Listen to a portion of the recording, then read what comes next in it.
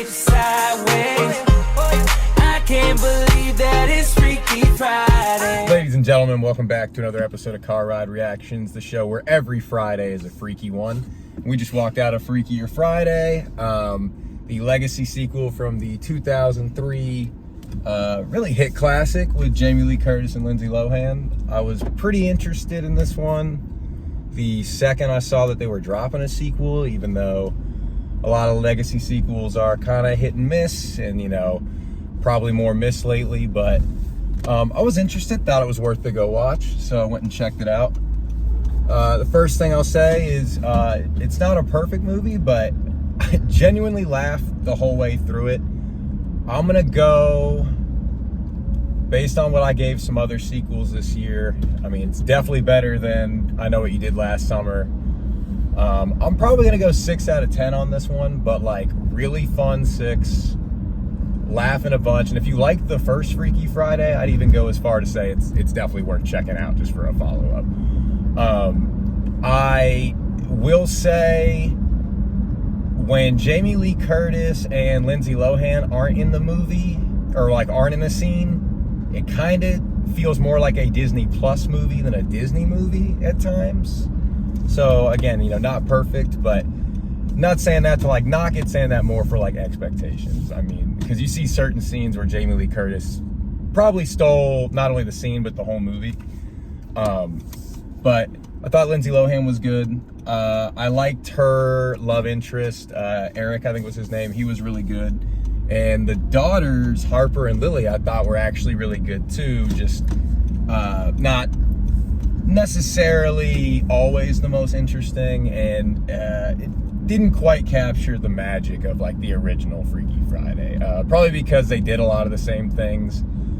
They went kind of back to some old tropes, but they kind of knew they were doing that. It didn't take itself too seriously, and for that, I thought it was all the better of a movie. So, like I said, 6 out of 10, definitely watchable. I don't think you need to rush to the theaters for it. I would say definitely check it out, though, on Disney Plus if you do like the original. But, I mean, as far as legacy sequels go, I've definitely seen a lot worse of ones. I'm trying to think of the other ones I saw this year, because y'all know, if y'all watch my Know What You Did Last Summer video, they absolutely fucked that one up. That was not a good addition to that franchise. This one was. I wouldn't even be mad if they did a third one at some point, just, you know, let it breathe a little bit. But it was probably worse to me than, I did like Happy Gilmore 2 a lot. I didn't do a video for that one because that was not on the way home, but I thought Happy Gilmore 2 was a little bit better of a sequel. If you saw that one, that might be a good like kind of reference point for it.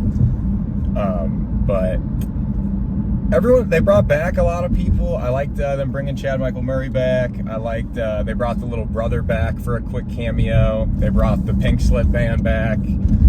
So I like when you see stuff like that, because to me it means all the people that were a part of the movie like really appreciated like being a part of it and being a hit, because I don't think any of those people got paid much money to be back. I would imagine Jamie Lee Curtis took 80% of the budget for this movie, if I had to be completely honest, because she's just on like another level right now, winning Emmys with The Bear. And I know Lindsay Lohan's on a bit of a comeback right now, which we here on Car Ride Reactions are here for the return of Lindsay Lohan. we are here for it. So not knocking that at all. Hope this movie actually does well in theaters, just to like kind of help support that back. But I think this is one they just put in theaters to help make it a little more credible when it hits streaming. I guess like if anyone saw Anyone But You, the Sydney Sweeney movie, the rom-com, I learned when that movie came out that I guess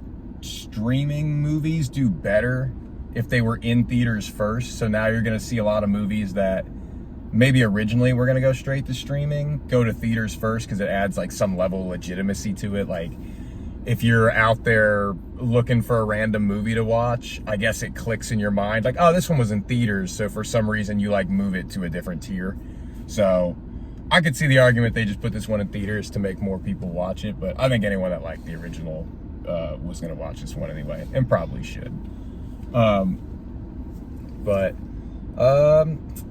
no other like crazy thoughts. I mean, besides that, just a good, solid watch, but nothing earth-shattering either.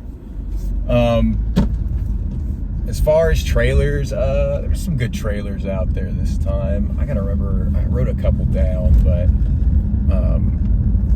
one was, it's Margot Robbie and Colin Farrell, and it's like, man, I gotta check what I wrote that down as. The Big, Bold, Beautiful Journey, I think. Looked pretty good. There was also one called Regretting You, which it sounded like people in the audience were talking about that like it was a book or something. I heard some people around my seat talking about that. So that one looked pretty good. And then I'm gonna be honest with y'all, I'm kind of off the Avatar franchise. I'm still gonna go see this movie, Avatar: Fire and Ash, just because like I feel committed at this point. But my expectation and excitement level for those are just kind of like, I'll take them as they come. I'm not dying for it or anything like that. And then final trailer I wrote down, Zootopia 2. I have not seen Zootopia, to be honest, but I know a lot of my friends and people whose movie opinions I care about really like that, so I will check that out. I will see Zootopia 2 when it comes out in theaters, and I'll crank out a review for that one too. So that's what I wrote down for what I was most interested for. Coming up, Ken and I are gonna do, I think it's pronounced Neja 2. Story behind that for you guys is Neja 2 made like $1 billion. It's a movie that's already out in India, and it's been out. It's like an animated movie, and it made over $1 billion. And apparently, it's like this hit thing. Ken saw the first one on YouTube. I guess it's out there free. He said, "Let's go see this shit. It was pretty good, and I want to see what the hype was about, like why this movie made so much money." So we're gonna go see that. We'll do a video on that one. I don't really know what I'm getting into, but we'll see. And then we're gonna do Caught Stealing this month as well. That's the one. It's Austin Butler, it's Zoe Kravitz. I forget who else is in that one, but we got our tickets for those two, so those are already locked in.